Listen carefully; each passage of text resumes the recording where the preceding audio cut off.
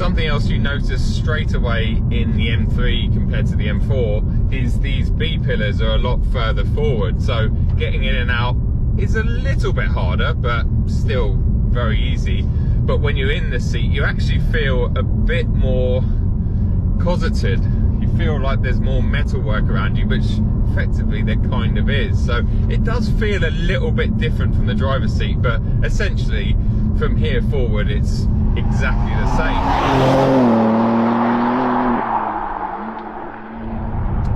Something else I've noticed, and I'm not sure if it's just because this car has maybe done less miles than the M4 that I had out earlier, but the ride in this M3 is a fraction firmer. So my M1 button now is comfort suspension, because in sports along the same bit of road it definitely feels a bit stiffer, a bit more jarring compared to the M4 Competition, which is interesting because you would assume that the spring rates and stuff would be identical between the two cars, but maybe it's just me, maybe it's because I'm slightly more used to this car already, but it definitely feels a little bit stiffer, a little bit more unsettled.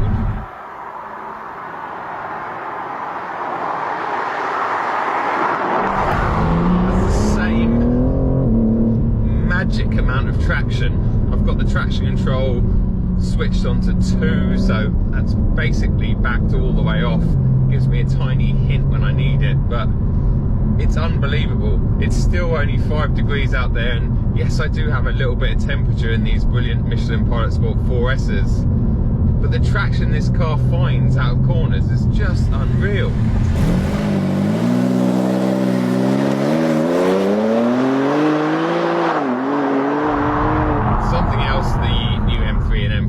Is the M Drift Analyzer, I think that's what it's called, where it measures your drifts. Now obviously I've only had this car on the M4 for a couple of hours on the public road, so I've not really been able to experiment with that, but I'm sure the likes of Chris Harris, who had a car for a few days, managed to take it out on track and demonstrate exactly what that drift control or measure gauge thing is. I'm excited about trying it on a track and where I can go properly sideways.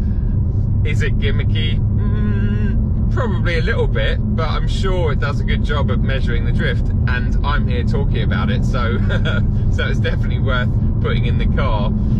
And all of that technology is in the car already, because that's how it works out the traction control, that's how it works out the slip angles. It's very intelligent traction control system now. I mean, 10-way.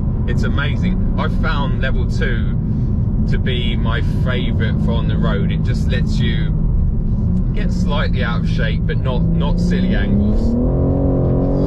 The grip and the pace of this car, it's really hard to explain actually. It doesn't seem right. It feels like I'm driving an X-Drive version of the M3, and I felt that way in the M4 as well.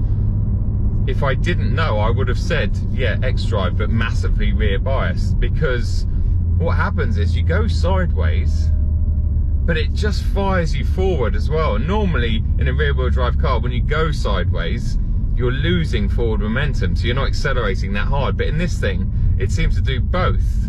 But yeah, it is rear wheel drive only.